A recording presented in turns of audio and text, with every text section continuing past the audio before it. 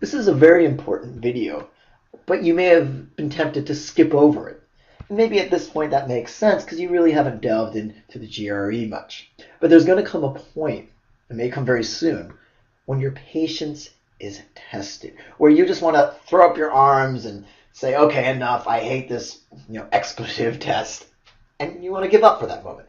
And that's really what this video is for, is getting you through those moments. Now, my hope, of course, is that we have an excellent product here that allows for as few of those flustered moments as possible. Nonetheless, you're still going to need a lot of patience when you're doing GRE prep. And it's not just because maybe you haven't seen math in 10, 15 years, or vocabulary words scare you, but maybe even English isn't your first language.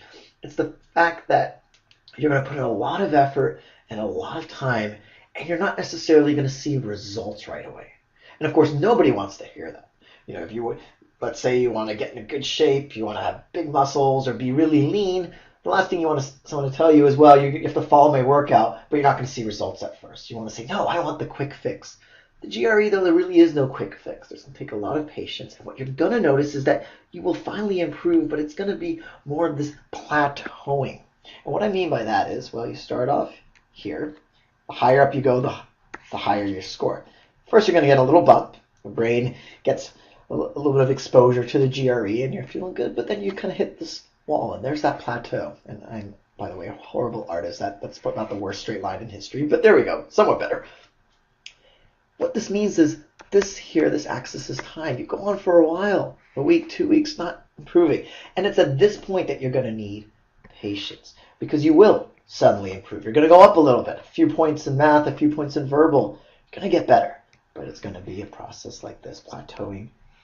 Unfortunately, it's not a whoop. Otherwise, everyone would do very well on the GRE. Now, something else, when it comes not necessarily to patience, but I guess it does tie into patience a little, but something a little more subtle. And it's the idea of learning from your mistakes. And of course, that almost sounds cliche. Oh, learn from your mistakes, do better next time.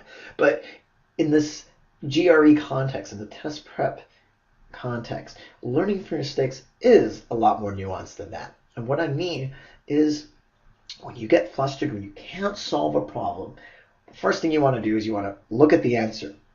You want to think, okay, well, what's the answer say? And oftentimes the answer is very illuminating. Hopefully, our video explanations in every case help you arrive at the correct answer. But the idea is, are you going to be able to avoid that same mistake in the future just because we gave you an explanation? Now, hopefully the explanation helped. At the same time, though, when you make a mistake, you should try to figure out what you did wrong. You should really dissect your thought processes so that you can next time say, aha, I'm going to do this instead of what I did the first time around. Now, part of this learning from mistakes is this idea of confusion. And of course, we all have confusion on the GRE or any standardized test. But the idea of confusion here is when you get to a certain point in a hard problem, maybe it's 30 seconds, maybe it's about a minute. About this point, feeling flustered, feeling confused, and you want to give up. Starting off, it's very important for you not to give up, not even to worry so much about the time. And I know it can be very stressful with Magoosh because we have these questions with the timer counting down, but you can hide that timer. You can allow yourself to kind of delve into the problem and understand what's going on. So this confusion isn't a bad thing. It's just an opportunity for you to figure out what this problem is about, to think at it at a deeper level, to try many possibilities. For instance, in math, if you're not sure how to approach the problem, how to get to the answer, try a few things, experiment. But it's when this confusion rears its ugly head, it's if you stop and give up. That's the problem. That's where this can maybe come back to patience. And it's working through that confusion and finding your answers that's really going to help you improve. And even if you don't get the right answer, going back to it and learning from your mistakes is going to be very helpful in this process.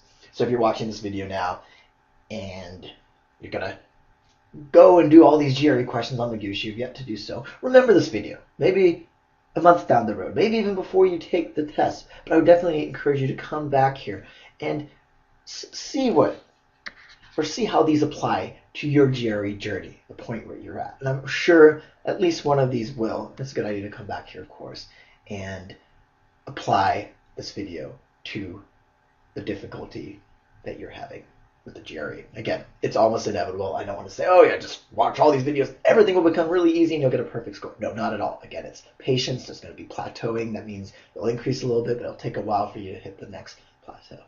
Okay. Now, as far as kind of test management goes and the whole psychological component, there's a really big thing I'm missing out. I'd be totally remiss if I forgot to talk about managing stress the day of the test. Test day, during the actual test. This is what it's really all about. I mean, you could have the utmost patience as you go through the preparation for the test. You can work for 3-4 months and be really ready, and then you get to the test and stress unravels you. And I've talked to many people, had many students over the years who this is a problem. So, what can you do? Well, a few things. First off, breathe. It seems like the most simple thing possible to imagine, but it can really help. Because what's going to happen is you're going to feel a knot in your stomach, just as if you're about to go on stage and talk to 2,000 people. Those same butterflies, that same knot, it's going to be there. If you breathe from your stomach, kind of low down, deep breaths, not so much from your chest and lifting up your shoulders, this is going to help stabilize the natural panic response you're going to have test day. And trust me, it is inevitable. The panic response will rear its ugly head. So definitely breathe, learn how to breathe, and in essence, prepare yourself for battle by doing mock tests. Can't recommend this enough. Mock tests are something you can take on our website. We have Magoosh mock tests. You can take the mock tests that ETS provides. Those are the people who actually write the GRE. And so this is great because you're going to notice your pulse quickening. You're going to feel flustered. You're going to want to run or leave wherever it is you're taking the test. But the idea is if you can learn these coping mechanisms during the mock test, it will better prepare you for test day.